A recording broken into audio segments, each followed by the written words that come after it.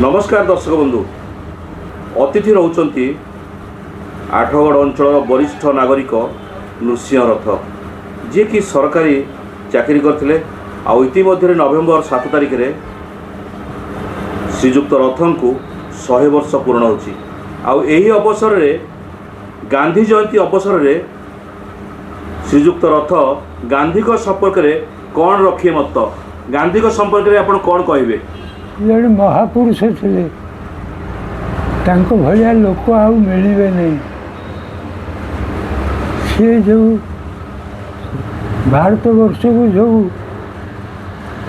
दीक्षा देइचंती से दीक्षा समस्ते ग्रहण करने उचित भाया लोक आउ मिले नहीं जड़े मारिदेला कहीं मारिदेला से मूर्ख बोली मारिदेला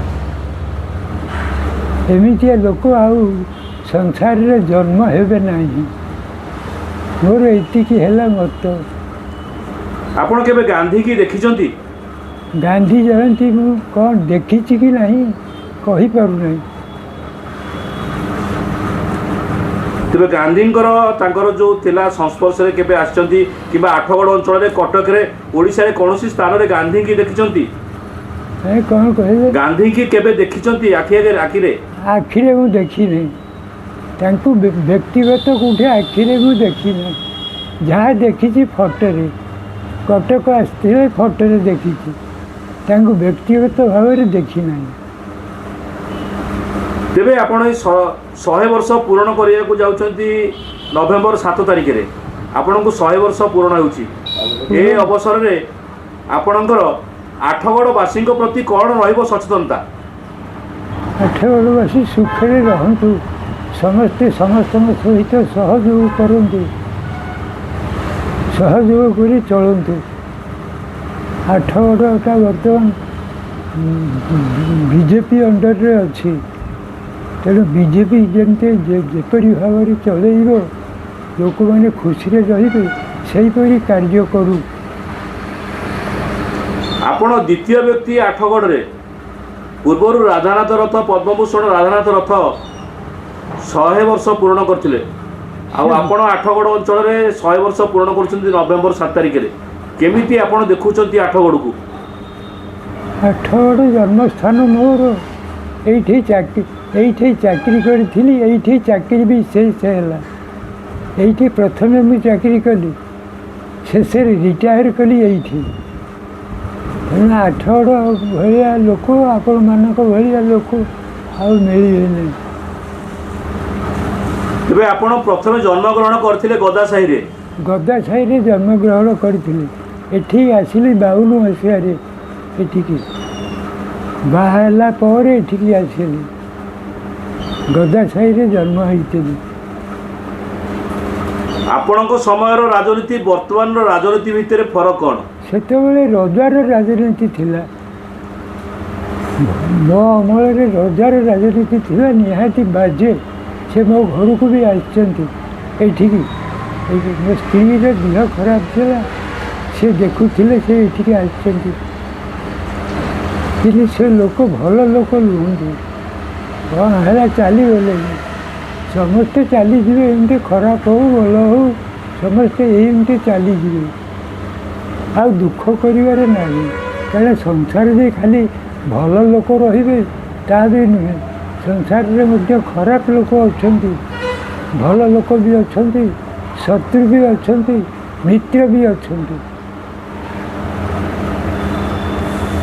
आठगड़ राजा को संस्पर्श केबे आसीचंती राजा के संपर्क आसी मो स्त्री देह खराब था सी चिकित्सा करुले कि देखिली चिकित्सा ठीक नुहे मना करदेली आठगड़ डाक्तरखाना डाक्तर आनिक भल कर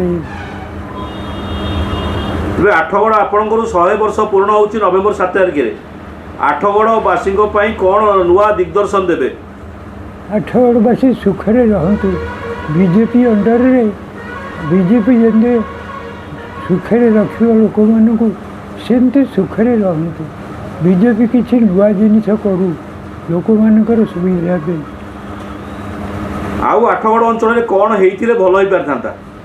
କ'ଣ ହେଇଥିଲେ କ'ଣ କ'ଣ ଏଇ ଯେଉଁ ଜାଗାଟା, ଏଇ ଜାଗାଟା ଗୋଟେ ଜଙ୍ଗଲ ଅଛି। ଏ ଜାଗାଟା ଗୋଟେ ଟାଉନ୍ ଭିତରେ ଗୋଟେ ଜଙ୍ଗଲ, କ'ଣ ତାକୁ ସଫା କରିଦେଇକିରି ଏ ପରିବା ଦୋକାନ କିମ୍ବା ଟାଉନ୍ ହଲ୍ କରିଲେ ହୁଅନ୍ତା ନାହିଁ? ଆପଣ ଟାଉନ୍ ହଲ୍ର ମେମ୍ବର ବି ଥିଲେ। ଟାଉନ୍ ହଲ୍ ମୁଁ ଦେଖିଛି ରଜାଙ୍କର ଟାଉନ୍ ହଲ୍। ଆଉ ଟାଉନ୍ ହଲ୍ ଏଠି କାହିଁ? ଟାଉନ୍ ହଲ୍ ଏଠି ନାହିଁ। ଏଠି ଗୋଟେ ଟାଉନ୍ ହଲ୍ କର। ଆଉ କ'ଣ କ'ଣ ଆବଶ୍ୟକ ଆଠଗଡ଼ ଅଞ୍ଚଳରେ? ଆଉ ଆଠଗଡ଼ ଅଞ୍ଚଳରେ କ'ଣ କ'ଣ ସବୁ ଆବଶ୍ୟକ ରହିଛି? ଆବଶ୍ୟକ ମୋର କିଛି ନାହିଁ। ମୁଁ ତ ଚାଲିଯିବାକୁ ବସିଛି। ଆଉ ମୁଁ ଯଦି ମୋ ଅମଳରେ ହେଇପାରନ୍ତା ଟାଉନ୍ ହଲ୍ ଗୋଟେ, ମୁଁ ଖୁସି ହୁଅନ୍ତି। ଦର୍ଶକ ବନ୍ଧୁ, ନୃସିଂହ ରଥ, ଶ୍ରୀଯୁକ୍ତ ନୃସିଂହ ରଥ, ଯିଏକି ସରକାରୀ ଚାକିରିରୁ ଅବସର ନେଇଛନ୍ତି। ଏଇଠି ପ୍ରଥମେ ଚାକିରି କରିଥିଲି ଆଠଗଡ଼ SDO ଅଫିସରେ। ଏଇ SDO ଅଫିସରେ ରିଟାୟାର କଲି 1983 ମସିହାରେ। 1983 ମସିହାରେ ସେ ଅବସର ନେଇସାରିଛନ୍ତି ଆଠଗଡ଼ ଉପଜିଲ୍ଲାପାଳଙ୍କ କାର୍ଯ୍ୟାଳୟରୁ।